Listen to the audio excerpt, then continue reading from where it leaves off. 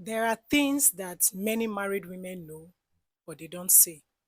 Not because they want to deceive you, but because sometimes the truth is uncomfortable. Some are learned too late, and some others are only understood through experience. Everything I am sharing with you today in this video is from my personal experience of being married for almost 12 years and the experience of other women around me.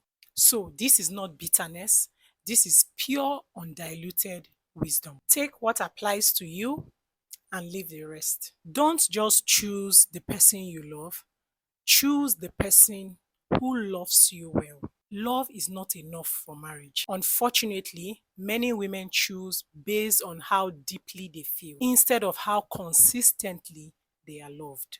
Choose the man who is consistent, emotionally available, intentional, shows up for you, and values you without confusion. Because in marriage, it's not butterflies that sustain you, it's how you are treated daily. Be careful with your secrets. Vulnerability is beautiful, but it must be earned. Not every man has the emotional maturity to hold your past, your pain, or your family history with care. Some will use it in arguments, in moments of disrespect, to control you. Watch how he speaks about other people's private matters. That will tell you whether your heart is safe with him. This one is deep. Don't present yourself as a superwoman. If you start a relationship by carrying everything, being the strong one, being the understanding one, the fixer, the provider, the emotional support system, you may continue that role for the rest of the marriage. Let him see your needs, your softness, your humanity. Strength is good, but mutual support is better. Study how he treats his mother, but more importantly, how his father treated his mother. Family patterns are powerful. A man's understanding of respect, partnership, communication, gender roles is often shaped by what he grew up seeing. This does not mean that he cannot be different, but you must observe consciously because many people marry their childhood programming. Character does not reduce after marriage, it multiplies. If he is inconsistent, dismissive, financially irresponsible, emotionally unavailable while dating, marriage will not reduce it. Responsibility reveals character, and pressure exposes true personality. So do not evaluate him only in romantic moments. Watch him closely in stressful moments. Marriage does not automatically create happiness. If you are not emotionally whole before marriage, marriage will not complete you. It will reveal your triggers, your insecurity, your communication style, and your expectations. Two incomplete people cannot create a complete union. How he handles conflict is more important than how he expresses love. Anyone can be sweet when things are good, but does he shut down? Does he become disrespectful? Does he listen? Does he take accountability? Marriage is built more in difficult conversations than in romantic moments. Understand that people change and it's not always your fault. One of the hardest truths to accept is this: sometimes people change. The man you married at the beginning may not remain the same man years into the marriage. His priorities may change, his emotional capacity may change, his level of effort may change, the way he shows love may change. And your first instinct as a woman will be to ask, what did I do wrong? Is it something I didn't do well? But you must understand this early. Not every change in your marriage is a reflection of your failure. Sometimes people are growing in different directions, struggling with something, struggling with themselves, facing internal battles that they do not know how to communicate. And all of this will be revealing who they truly were, but you didn't see earlier. And other times, you are the one who has grown. Your standards have changed. Your self awareness has deepened. Your tolerance for certain behaviors has reduced. And the dynamic can no longer remain the same. This is not wickedness. This is not disloyalty. This is growth.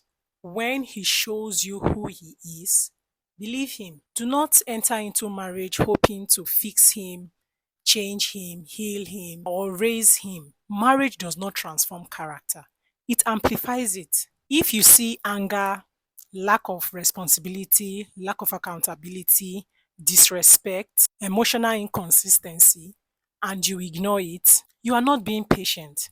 You are being unprepared. Never ignore your intuition to meet a timeline. Marriage is not an achievement to unlock, it is a lifetime experience. Do not marry because you feel left behind, or people are asking questions, or your age is increasing. Peace in marriage is more important than the wedding day. Your in laws are not your friends. Your sister in law is not your bestie.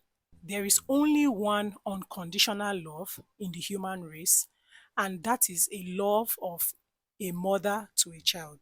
No matter how good your in laws are, they will always have the back of their son. Maybe not openly all the time, but be rest assured, secretly, they do. The way you treat or handle an issue the first time in your marriage will determine how and if such issue will resurface again. Establishing your boundaries in the very first moment of an issue is a non negotiable in marriage. Any bad behavior you let slide is always taken as consent by a man, and it will definitely be repeated. Have your own identity before marriage. Who are you without your marriage? Who are you without the title Mrs.? To be honest, having and understanding your identity doesn't come early for most women. This is why I am an advocate of a woman getting married at the age of 35. Yes, I know that this is not a generally accepted age, but to be honest, this is the age that most women understand themselves. This is why self awareness before marriage is not optional, it is a necessity. Because marriage will not just reveal who your partner is, it will reveal who you are becoming. Marriage is beautiful when entered with awareness, emotional maturity, discernment, and self knowledge. This video is not to create fear, it is to help you choose consciously, because who you marry will shape your peace, your confidence, your emotional health, and your future. So choose wisely.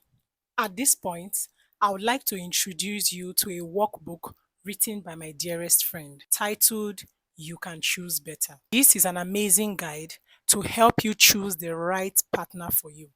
The link will be in my description. If you are single, which of these did you need to hear? And if you are married, which one would you like to add? I would like to talk to you in the comments. Bye.